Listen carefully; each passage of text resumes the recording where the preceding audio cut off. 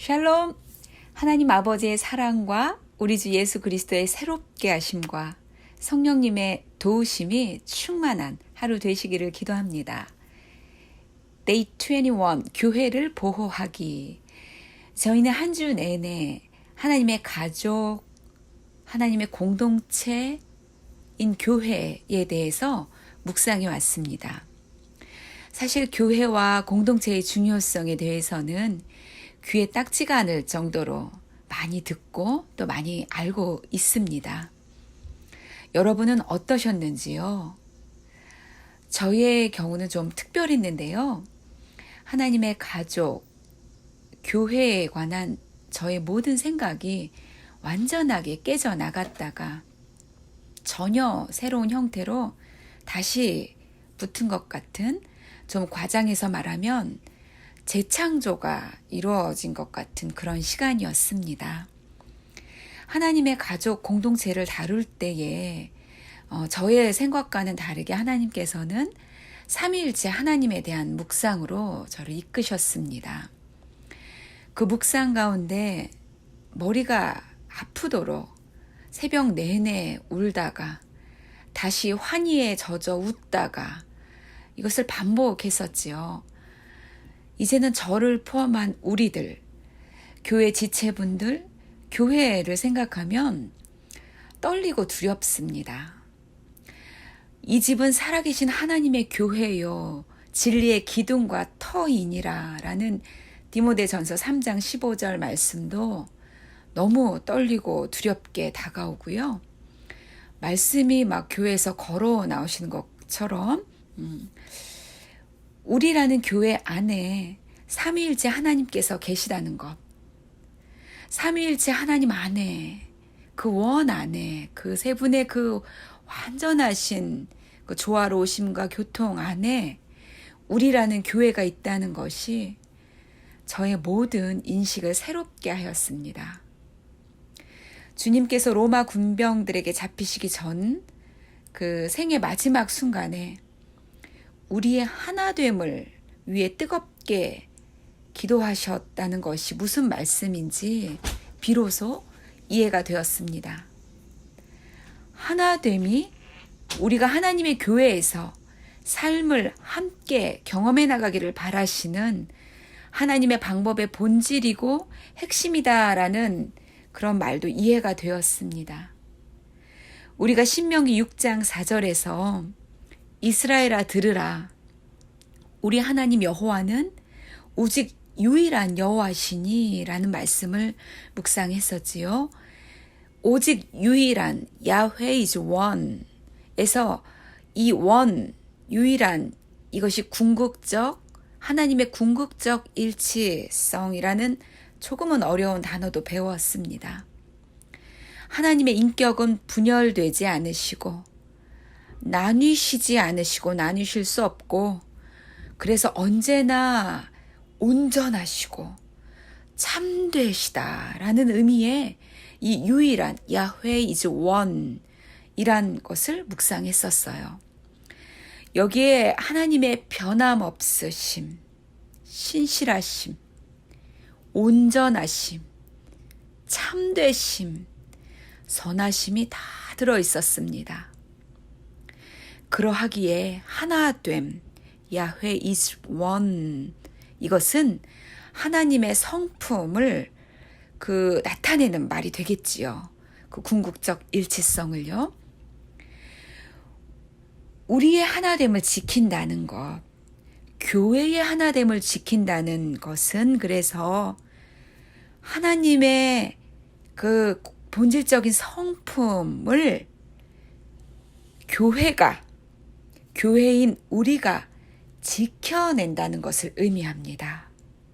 하나님의 공동체, 즉 삼위 하나님의 서로 사랑하시고 서로를 섬기시고 서로를 기뻐하시는 이 완벽한 조화의 공동체를 교회 공동체가 담아내고 지켜내는 것을 의미합니다. 하나님의 성품을 보여주고 하나님의 공동체를 보여주는 것은 교회의 하나됨을 통해서만 보여질 수 있습니다. 이 세상에 나타낼 수 있는 것은 오직 교회 하나뿐입니다.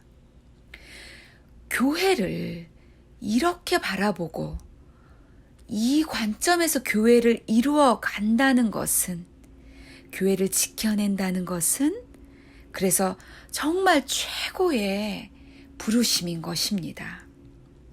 할렐루야. 교회의 신비를 우리 가운데 보이신 하나님을 찬양합니다. 평안에 매는 줄로 성령이 하나 되게 하신 것을 힘써 지키라. 에베소서 4장 3절 말씀이지요.